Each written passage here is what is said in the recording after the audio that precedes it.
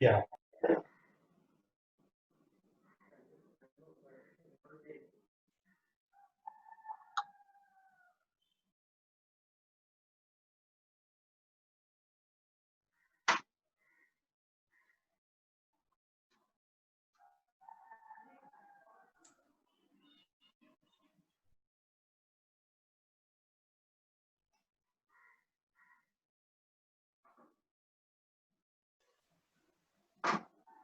So we have very few participants right now. We have 5 more minutes.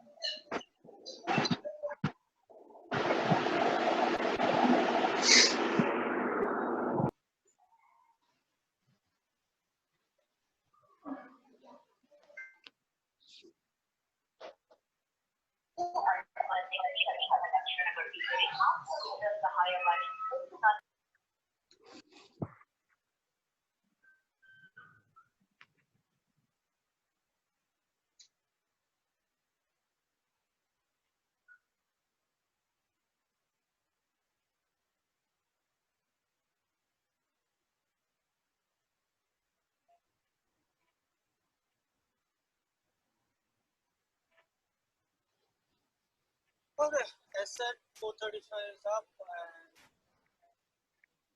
then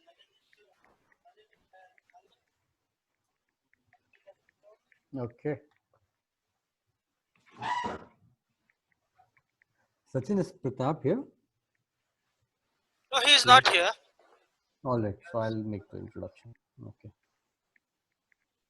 So let me know whenever everyone's ready or whenever we should start. Yeah, we can start. The Okay. participant will take up time. All right, great. Hi, Atul. Thank you for taking time out and agreeing to speak to the cohort that we is supporting this year. Thank you. I'll take a minute. I'm sure Atul will also touch upon it, but just to kind of introduce the cohort, in a broad sense, and talk a little bit about. I don't want to get into talking about the importance of so much accounting and compliance because Atul will touch upon that, but more of Atul's benefit. So we have, I think, around 25 or so, maybe 24, 25 startups right now. This is a subset of a larger cohort that we're supporting across South Asia. I think there's about 100 startups in India this year, all in the space of climate and climate tech and clean tech. Right. So many, I would say, most are early stage. Some have incorporated, some have not incorporated. Some are proprietorships. Some are ideation stage, so not even not even proprietorships per se because there's no revenue coming in. But all of them will benefit from understanding one, the process of incorporation, perhaps the types of entities that are possible, at least, and I would aver that most are looking at incorporating for-profit entities, right? I don't think anyone is looking at Section 8 or trusts or similar. The other is, of course, compliances, both on, whatever, just touching upon what the various corporate compliances are, both on the taxation side as well as ROC filings, etc. So if just a quick overview so that they can get a sense of what they're getting into, would be great.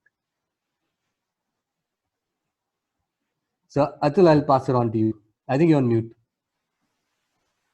Am I audible? Yes. Okay.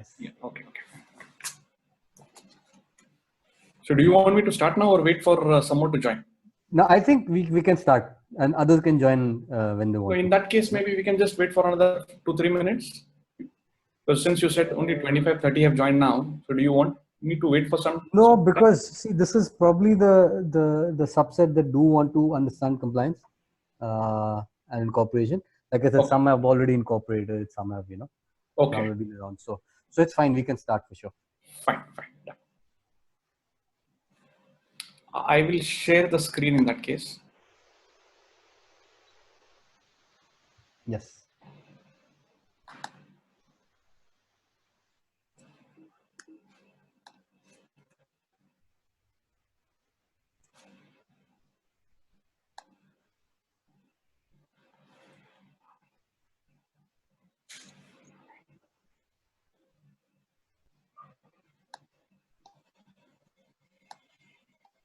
Okay.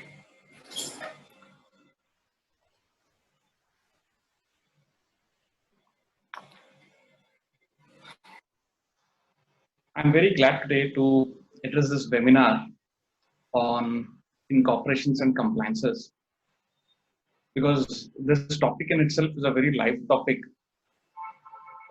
in the sense, when you have an idea, when you have a business, when you're thinking of doing something, so the first step that much ahead is to set up an entity, and the entity becomes the face of your business. It becomes a face to the entire stakeholders, be it venture capitalists, bankers, regulators, customers, employees.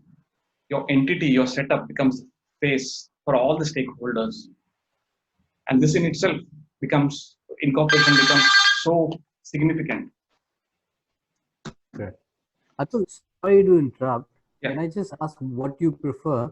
Because I'm sure everyone will have questions. Would you prefer that? No, I'll get onto it. I will just discuss. Right. Yeah, because what we could do is, maybe I had just listed down before actually getting to the topic. What I was thinking is that we can have 2 questions after every part, Okay, and good. maybe if there's a All third right. question, we could take it at the end. Okay, done. Sounds good. Thanks. Yeah. Continuing further, what I was saying is this entity itself becomes the face of your business to the entire stakeholders. So what we have seen in the last couple of years is a lot of startups or maybe a lot of people keep the idea of setting up the entity at the end. They focus only on the business. But our suggestion is, as and when you have an idea, as and when you think of doing something, it's always better to understand the different variants of setup that is permissible in India, and also plan with your long-term goal as to what kind of entity you want to set up. So with this brief background, I would like to start, but as Nalin has just pointed out, if it is comfortable with everybody, if everybody is okay, what we could do is, I was actually told that the presentation was scheduled to be 1 hour, followed by a Q&A at the end for half an hour. But what I would suggest is that once we touch upon a particular, what I would say is an area or a topic in my presentation, maybe we can just take a break for to attend 1 or 2 questions. Okay. And the third question, if anybody has, maybe we'll at the end once my presentation is done. This will make sure that we cover all the topics that are included in my presentation. Is that okay with everybody? Nalin, I think. Yeah, I think it's a good idea. I think Fine. yeah, So let's get started. Starting a business in itself is a very risky affair. As I said, that apart from having a business, an entrepreneur should also look at the kind of legal implications it has on his business, the kind of regulators that is surrounded by the business. So it's very important to set up a correct structure in the initial phase, so that there are no future complications when you expand or scale up of your business, and you also have the ability to mitigate all the risk. So all these inherent risks can be mitigated only when you set up the right kind of business structure. So, 1 second. I think I'll have to scroll. Sorry. Yeah. The business phase or the development is referred to by us as being called start to maturity. And we have covered all 4 topics or all 4 verticals of this development phase, starting from entity setup, your establishment setup, business setup, and expansion setup. Although we have all these 4 topics covered in the current presentation, we will emphasize and touch upon most of the areas covering the first 2 parts, which is entity setup and office setup. So in short, entity setup is something wherein you will have to decide the kind of structure that you want to select, be it proprietor or partnership, LLP, private limited.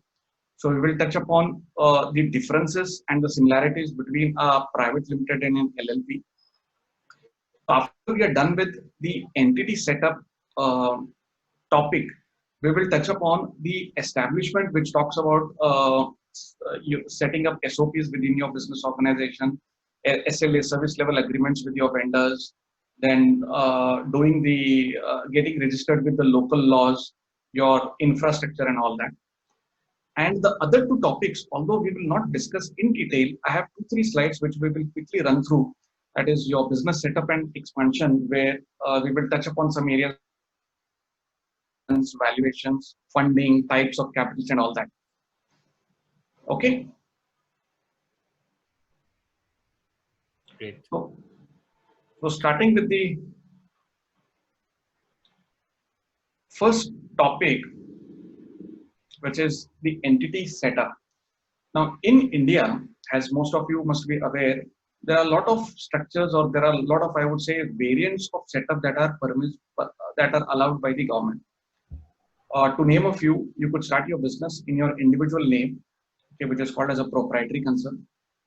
You could start your business as a partnership firm. You could start a business something which is not very familiar, something which is called as HUF, Hindu Undivided Family.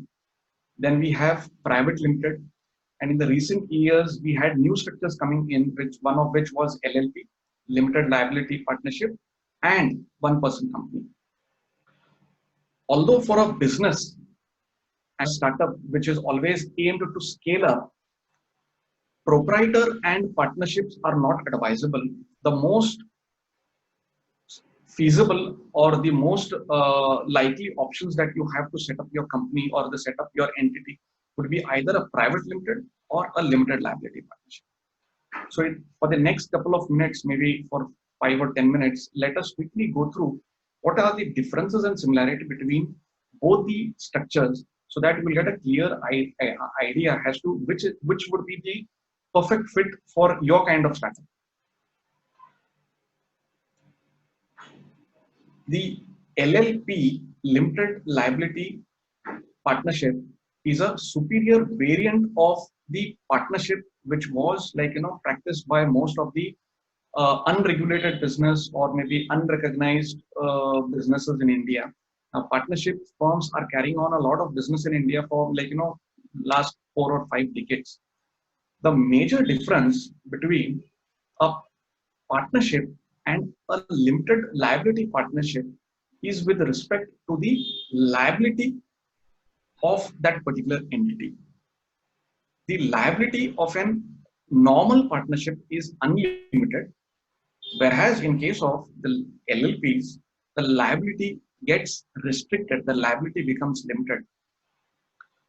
To explain it in a very simple terms, suppose if I have a partnership, I'm referring to a normal partnership, and if my capital is 1 lakh, and tomorrow if there is some default, if there is if I'm unable to pay my vendors or the other stakeholders, the partners become liable to pay beyond their capital. Even if their capital is 1 lakh and if the default is 5 lakhs, the partners are personally liable to pay the entire 5 lakhs. Whereas in the case of limited liability, there is a distinct difference between the entity and the partners. So if your capital is 1 lakh rupees, your liability will be restricted only to the amount of capital that you have invested in the company. That's the major difference between a normal partnership and an LLP. LLP is governed by the act which came into force in 2013, and the private limited company is governed by the Companies Act. Now, the Companies Act was set up somewhere in 1956, but a lot of things have changed. The entire act is revamped, and a new act, the new Companies Act, was introduced in 2013. Now, when I compare a private limited and an LLP, most of the features are similar. What you could say is there are a lot of restrictions on private limited, and the restrictions on LLPs are what I would say is a little lesser than as compared to private limited. But the major difference in structure is with respect to ownership and management. In a private limited, and this is a very important point for you to understand, is in a private limited. Atul, Yes. Yes. the screen is frozen for us. Is it? It's showing the first undertaking agreement. It's showing the. Yeah, first slide. No, but I'll just scroll. How's it? Are we on entity setup? What can No, I see? starting a business is a risky affair. Let me just wait. I'll stop and then again. Sorry for disturbance. Oh, that's okay. Yeah. No, please, Sachin, let me know if something is not visible or maybe if I'm not audible. Yeah, cool. Yeah. How is it now? Can you? Yeah, is it the entity private limited? Sorry. Currently, it is on entity setup. Yeah. Entity setup, right? Okay. Okay. Fine.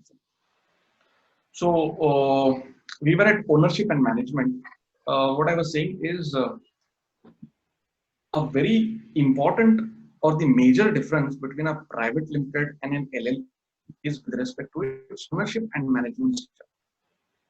In case of private limited, the owners of the company can be different and the managers or the directors can be different.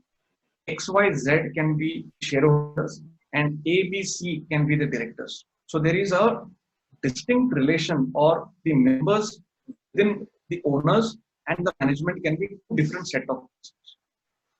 But when you look at LLP, the partners who are called as designated partners in the case of LLPs, they themselves are the owners and they themselves are the executors. So there is no distinction between the owners and the managers in the case of LLP. I'll repeat. For a private limited, the owners and the directors can be two different set of people, whereas for LLP, the owners and the executors, the movers of the business, are one and the same. So based on this, you have to decide what kind of entity that you would like to set up. If you think that the owners going ahead, maybe not now, 5 years down the line, if you're going to scale up your business, and the owners will be the one who will be like, doing the advisory part, and the directors will be one who will be moving the business ahead, then you, private limited, would be the best suitable entity for your startup. Else, you can opt for LLP.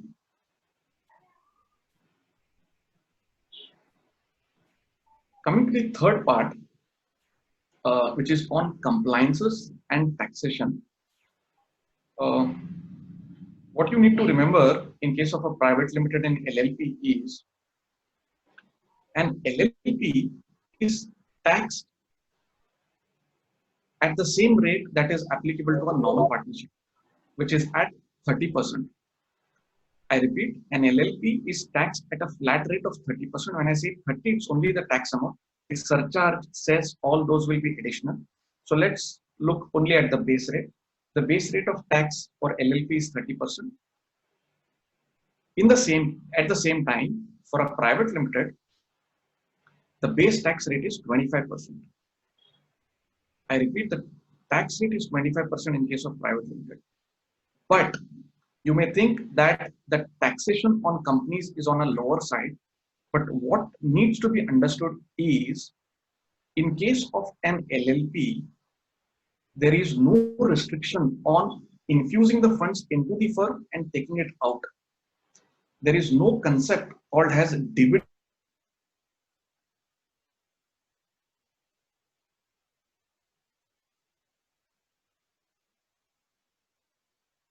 3 lakhs, I'm left up with 7 lakhs.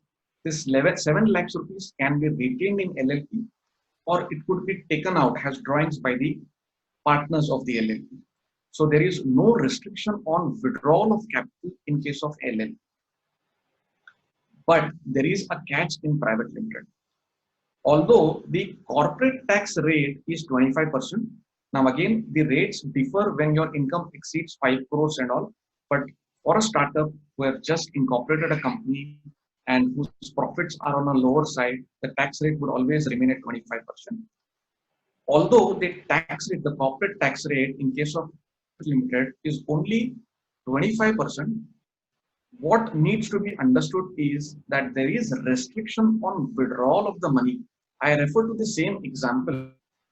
If we make a profit of 10 lakhs, I'm paying 50,000 less as corporate because I'm not paying 30%, I'm paying only 25%. So I'm left with 7,50,000 in a company. But if I withdraw this money, this withdrawal is called as dividend in the case of private limited. And this withdrawal is again taxed, okay, in case of the recipient. So out of 7.5, if I withdraw 5 lakhs rupees, this 5 lakhs will be again taxed in the hands of the shareholders. Prior to 31st March 2020, there was something called as dividend distribution tax, which was at around 16.6%. This tax had to be borne by the company over and above that 25. So 25 was the base rate, and if there was any withdrawal outside the company had to pay a dividend distribution tax of 16%. But with effect from 1st April, this dividend distribution tax has been abolished. And instead of the company paying the dividend distribution tax, 10% is the tax which has been imposed to shareholder. So if you make a profit of 10 lakhs in a private limited company, and if it's a closely held within your family members, you pay 2.5 lakhs at 25% has the corporate tax. And if you withdraw another 5 lakhs rupees, you will have to pay 50,000 in your personal capacity. So although the base corporate tax may look very lower as compared to LLP, at the end, the overall taxation is higher in the case of private limited. Secondly, the number of compliances in case of private limited are also huge or many. I would say there are several compliances that are applicable in case of a private limited. But you have some relaxation, some what I would say is ease in terms of compliances if you incorporate an LLP. Now, we will also run through some of the annual compliances which is applicable to companies, and you will and has to what are the compliances that an LLP has to report every year, and what are compliances that private limited. So that will give an insight as to how what is the level of compliances that an entity goes in particular with private limited and LLP. Another point here in case of compliances, a private limited company has to be audited even if there is no turnover. I repeat, a private limited has to be audited by a statutory auditor even if there is a loss, even if there is no revenue at all. So if you are planning to start something and if you think that 4 or 5 years during your development stage there won't be any revenue, you have in mind that even if there is no revenue, statutory audit will be applicable. So you will have to approach an auditor, get the audit done, do the ROC. The point of collection, Ramki collects more than just municipal waste. Hazardous waste, we do biomedical waste. I think somebody's voice is. Can everybody unmute? Sachin, can you just unmute everybody? It's on. Was it a question to me or? No, I think it's someone unmuted. Okay, fine. You can just unmute. Yeah. Okay. We were discussing about it. What I was telling is, in case if you intend to start something and if you think there is no there will be any revenue for a couple of years, then private limited in that case would be a little on a higher side for you in terms of fees for compliance, fees for audit, and all that stuff. So you could very well do an LLP in the case, and then maybe once when you have the revenues rolling in, an LLP also could be later converted into a private limited. So these are a couple of points that you need to consider while deciding on the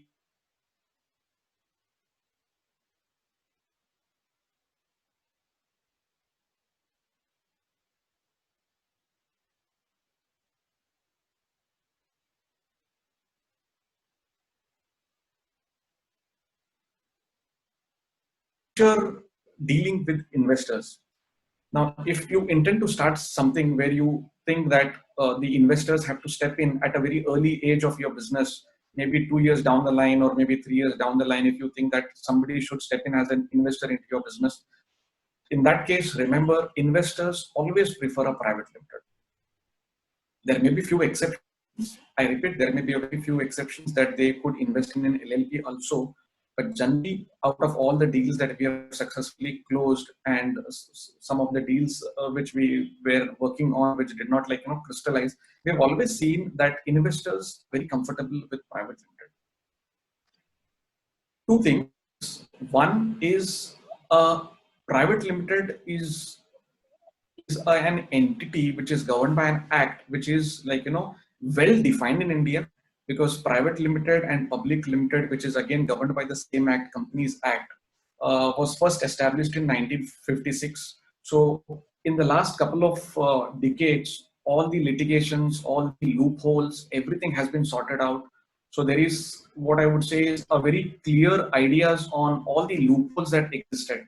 Whereas LLP is something which has recently come in India, it started only from the year 2018. So it's just 10, 12 years, and there are a lot of gray areas which have to be addressed. There are a lot of litigations going on in terms of LLP. So that is the reason investors always are comfortable investing in a private limited. At the same time, point number 2, what we discussed, ownership and management structure. So that also plays a very important role here when an investor infuses or puts his money into an entity, he always would like to have a very ideal corporate structure set up within a company where the owners are distinct and the managers are distinct. So that is one thing which appeals to the investor to select a private limited company, has a target company as a private limited where they intend to invest. Apart from this, there are other factors which I've already covered. And the other factor what I wanted to inform is, since the companies are in existence from last 50-60 years, gray areas, all negative areas have been resolved by now. So there is a very clear view on all the aspects of companies, but there exist some gray areas in LLP. So that's why, although a private limited may be a little expensive, but if you're looking for an investor, if you're looking to scale up, if you are looking for a better visibility, if you're looking for debt funds or for any other support from the other stakeholders, the widely accepted entity in India is private limited. So maybe in the years to come, LLP also may get that sort of a recognition, but by default, the kind of entity that is preferred by anybody in India is a private limited. And most important, which we may again touch upon later in our presentation also, is if you're planning to get foreign investments, if you're planning to have an ESOPs, employee stock exchange, all these are possible only if you have a limited company, and these are not possible in LLPs. So based upon all these 5 verticals what we have discussed now, maybe you can list down what kind of an entity you want to set up and what kind of an entity you would like to have it in the coming years. So I think I have broadly covered almost all the important differences and the similarities of private limited and an LLP. And before we move on to other topic, that is OPC and incorporations, maybe I can just break here for some time. If there are any questions, maybe we can take 1 or 2 questions now. Hi Atul, this is Girish Nagpal. Hi Girish. I have a question. So you spoke about for the private limited, there is an auditing required compulsorily, right? And of course, there is a lot of compliance. So if you could just tell the frequency, like what are the things which are required on a quarterly basis and what are the things which are required on annual basis?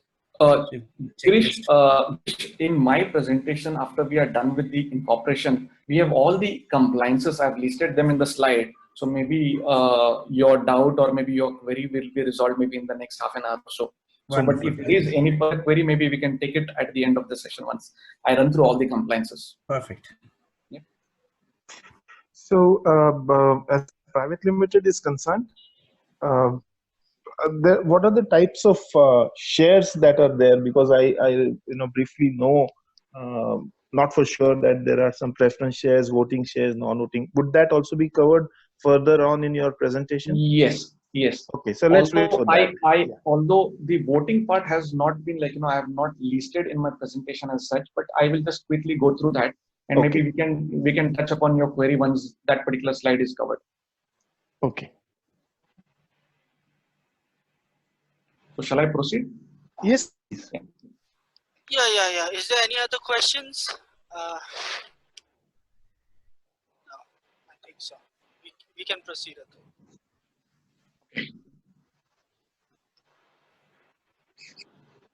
So the next part, what we will be touching upon is the process of incorporation. Although the process is a very cumbersome process, I will just like to I would like to tell you what are the documentations that are required and what is the flow of an activity for you to get a feel of how a company or an LLP is incorporated. Now, but before we do that, I would also like to tell you about a different kind of a company. Now, in India, in the last 4 or 5 years, a different kind of an entity was introduced called as an OPC, one person company.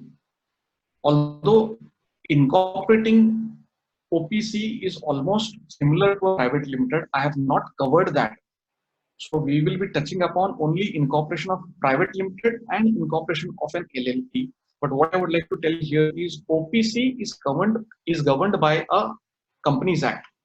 So almost 80% of the provisions that is applicable to private limited are also applicable to OPC.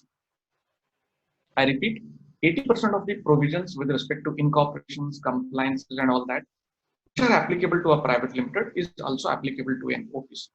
But if there are some differences, maybe as and when I go into the incorporation or maybe the compliances, I will highlight those differences. Okay, so starting the incorporation, as I just said, it's a very lengthy process. Although professionals who are into it, since they do it day in and day out, so they have a very standardized, at least standardized way of doing it. But consultant who does it for the first time knows how difficult incorporating a company in India is.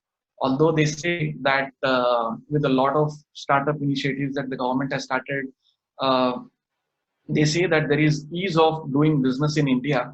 We as a consultant have felt that instead of having the concept of ease of India, they have actually complicated a lot of things. They have introduced a lot of compliances in the last 4 or 5 years and made doing business a very complicated affair.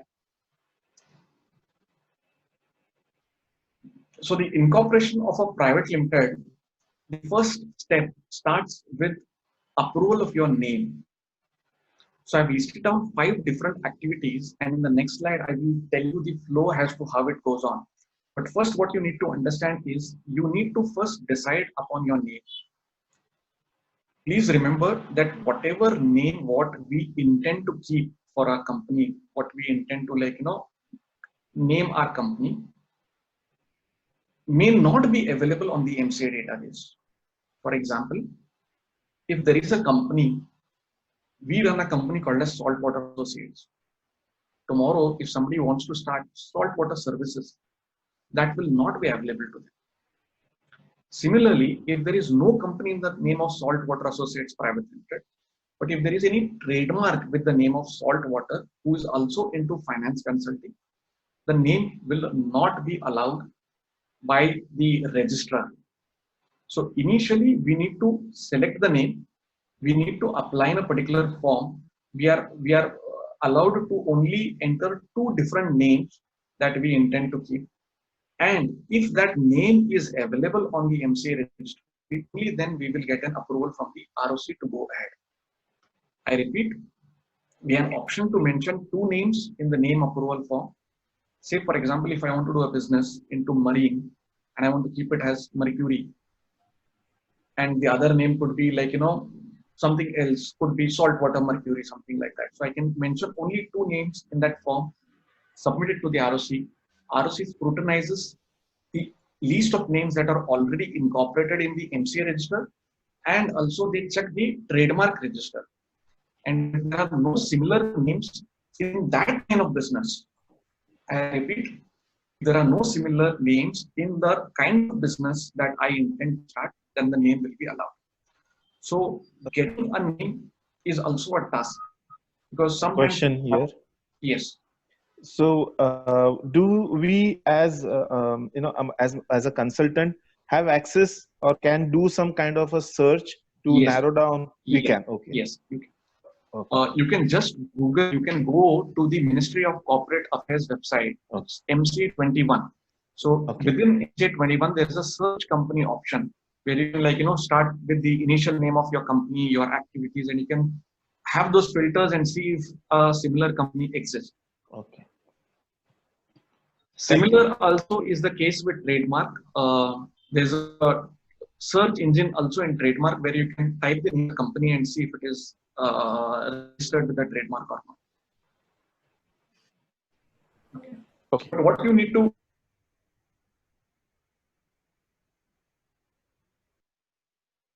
different line of business, petroleum, then the ROC will allow it. It will allow you the name, although the same name exists. It should not be into the similar line of business. Okay. So once you are done with your name, every director or every person who intends to be a director in the company has to apply for director identification number, called as a DIN number. Every director has a distinct DIN number. If a particular person is a director in 5 companies, he will have only 1 DIN. So one person, one day, it's a distinct number which is allotted. So prior to last year, there was a process that you had to apply DIN independently and form a company. But with the new utilities, what the ministry has introduced in the last couple of months, you could file a single form, which we'll touch upon in the next slide, called as Spice Plus, where you can apply for the name, apply for registration, and also apply for DIN. So they have integrated all the compliances to one form called as Spice Plus. So the third requirement for incorporating a company is digital signature. So MCA 21, they digitalized everything, and everything, like, you know, all your filings, your cancellations, your requests, everything happening online from the last, I would say, it's almost 17 years now. MCA was the first regulator to bring the online portal, which was then followed by income tax. So all our submissions are made online, all our documents, everything is, all the forms are digitally signed. So every shareholder as well as every director needs to have a digital signature. A digital signature is something which is in your USB drive. These days, it's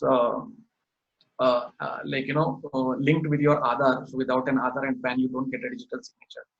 And you get a validity for 2 years. Once you have a pen drive issued, say if it's issued on 22nd of July, then it's valid for 2 years. And the same digital signature can be utilized for your ROC purpose, GST purpose, income tax purpose. Fourth point in incorporation is submitting the main incorporation documents. In case of private limited, there are two major documents which has to be prepared, although your consultant whom you approach will be doing all the jobs for you. But you need to keep in mind and you need to remember that there are two important documents. The way you have a partnership agreement for a partnership deed for a partnership firm, there are two documents in case of a private limited. One is your memorandum of association and the other is articles of association. Memorandum is something wherein you write the objects of your firm, the main objects, ancillary objects, residual objects, what's your share capital, who are your subscribers, all these details are covered in the memorandum of articles. And in the articles of association, you give all the list down, what's the duty of a director, what are the powers assigned to the board, what is the power of your shareholders. All these control aspects are regulated by writing it down in the articles. So suppose if you're doing, say, a particular line of business, you're into clean tech business today, it has a name in your memorandum. And 1 year down the line, once you have incorporated a company, if you want to diversify into something else, you need to check upon that your memorandum should authorize you to do the new business that you intend to diversify. I repeat, because what happens is once a company is formed, 4 or 5 years down the line, when you diversify, get into something else, some different line of business, we generally don't remember to amend the memorandum. If the new diversified business is already covered in the memorandum, you need not do anything. If it is not, there is a provision to amend the memorandum. So whatever activities that you intend to do has to be authorized by way of amending or by way of including those things in the memorandum and articles. Okay. Earlier, these documents were printed, these documents were signed, some places it were notarized, there was a witness to it. Generally, the consultants like us who incorporate, we stand as a witness to these documents. These documents were then scanned and attached as a part of file. But with the new utilities that the CA has introduced, they have done away with scanning and executing the paper documents. Your memorandum also has to be mentioned in a online form as Spice, which we'll touch upon in the next slide. So you need to mention all the objects in the online file, and the memorandum also has to be signed digitally. So all the paperwork which has to be signed, all those things have been scrapped, have been abolished in the last couple of months, and everything is online. Signing is mandatory only in the case if your shareholders or the subscribers are physical signing, I mean physical signing is compulsory only if your subscribers or the shareholders to your memorandum are non-resident. Only in case if you have a shareholder coming into a company from a country other than India, you will have to do all the manual process apart from the online submissions that you will be doing in the latest SPICE form.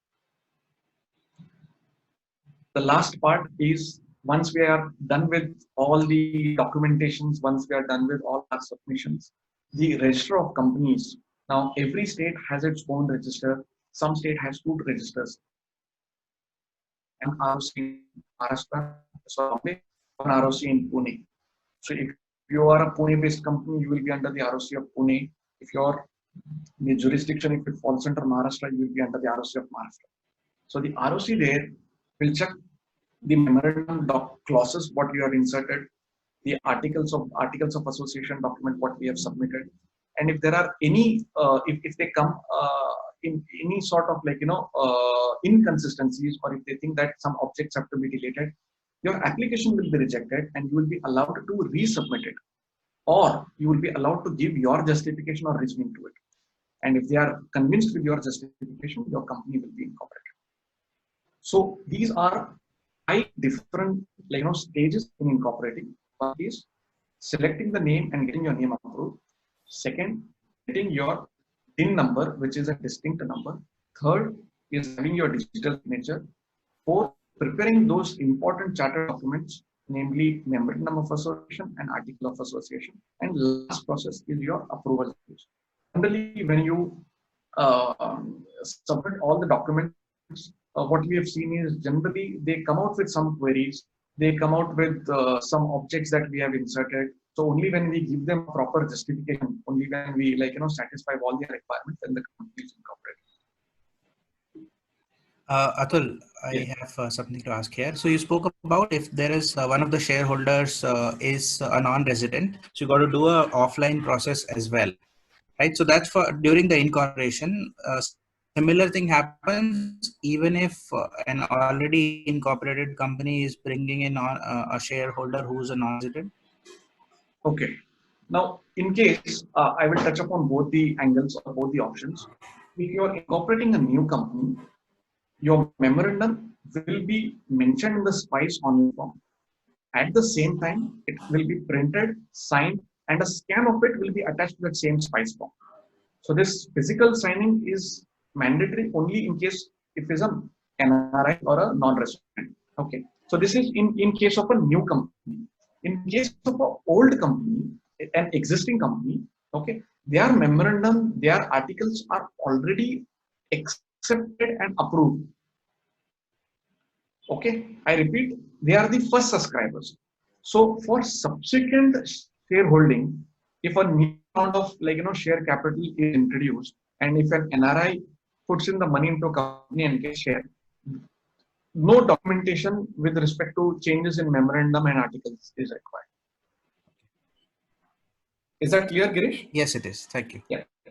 So memorandum and articles, these are the first documents, and these have to be signed only by the first subscribers. So you form a company today, and tomorrow if you have new shareholders coming in, okay, they need not sign the memorandum as such. The second process, the subsequent shareholders will be called as a what I would say is it's a share allotment. They are not first subscribers in that case.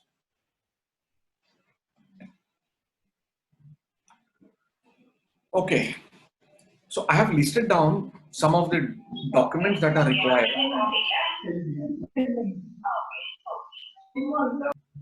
I think you will have to unmute. Yeah. Thanks, Sachin. In this slide, I have listed down the documents that one has to prepare before submitting for incorporation of document. Now, there are 2 options here. For example, if you are a director in one of the companies, you already may have a DIN. Correct? So if you are incorporating a new company, you need not apply for DIN at all. Fine. But if it's a new startup with new 2 people who do not have a DIN, then they will have to prepare all these documentation. These are form names which has to be filled in, but I have just written what it means. In DI, in case of a director, There are 5 documents that he has to prepare. One is he has to give a consent in the form called as DIR2. There is another form called as DIR8 where I have to mention my interest, my shareholding and my directorship in other entities. Then there is one self-declaration which has to be given with respect to his address. Then there is one more declaration. Earlier this was an affidavit which had to be executed, but now that affidavit concept has gone. It's a self-declaration to be given by a director stating that he is not disqualified. He has to give his KYC documents. Most of the ROCs do not accept your Aadhaar card as the KYC. So your PAN with your passport or election card or a driving license will constitute the KYC document. And a bank statement. In case of a new DIN, bank statement is mandatory. A bank statement not older than 2 months also has to be submitted. So these are the documents that has to be prepared to get the DIN number and subsequently to apply for the company. The second part which I have covered in the slide is with respect to the registered office. Now when you incorporate a company, the address, what is mentioned in the forms that you submit to the ROC office is called as the registered address. And this in itself has a lot of significance because companies have a registered office at Bombay and they have corporate offices in Gurgaon. They have the branch office or head office at a different location. So a registered office could be different, head office could be different, corporate address could be different. But for all ROC jurisdictional purpose, your registered office itself will be considered.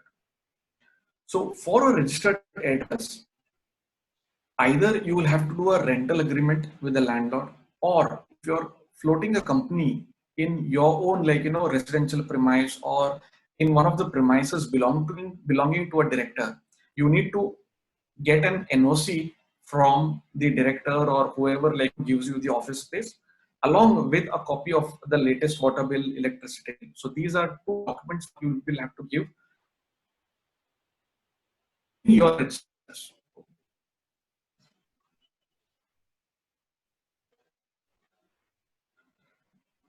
Charter documents, we have already discussed this.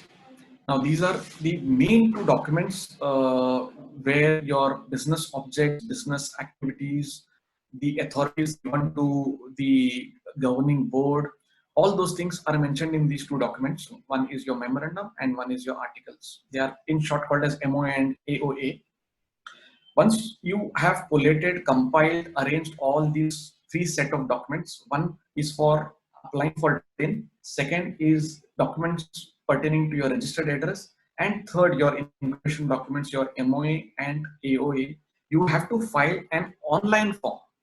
This is the latest utility what the MCA, our Ministry of Corporate Affairs, have introduced, and they have done a very wonderful job because they have integrated all the forms. Previously, we were uploading one form for DIN, then there was one form for directors, one form for registered address, one form for incorporation. Now everything has been integrated into one consolidated form called as SPICE Plus. So within this form, we have to mention all the details of our memorandum and articles. We have to give details of the directors. We have to give details of our registered address and apply. But there is an important update here, which was recently introduced in the month of February or March. That is, there are 2 options or 2 ways of filing SPICE Plus. One is you can search the MCA database. You can search the trademark registry if there is a similar name or not.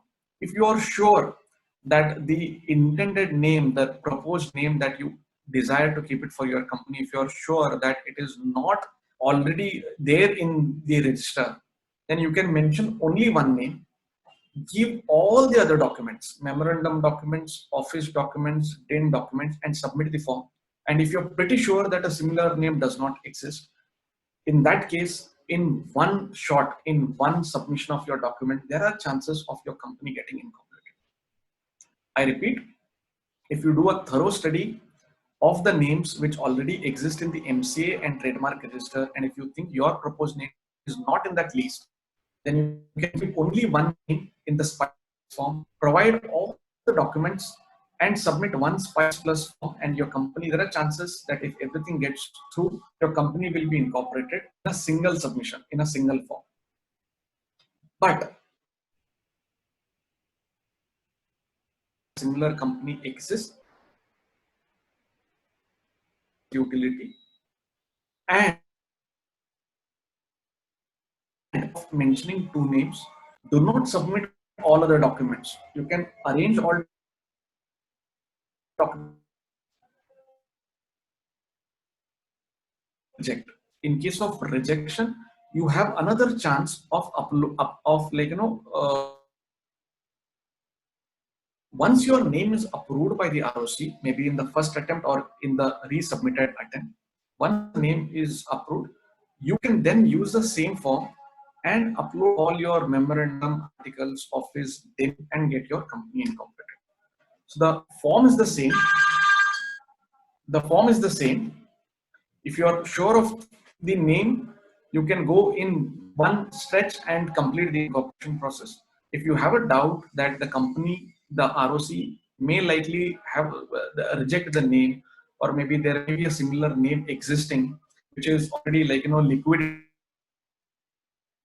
get the approval for name. With the integrated version of Spice Plus form, the other, what I would say, is a feature which our ministry has introduced, and they have actually done after a lot of recommendation from our professional institutes like CACS and all that. Get a one-spot registration. You either do it in one shot or get your name approved. Through the Spice Plus facility, you get the company name registered. You get a company number which is called as a SIN number, corporate identification number. You get a tax deduction number, and from two new items, that is, you also get your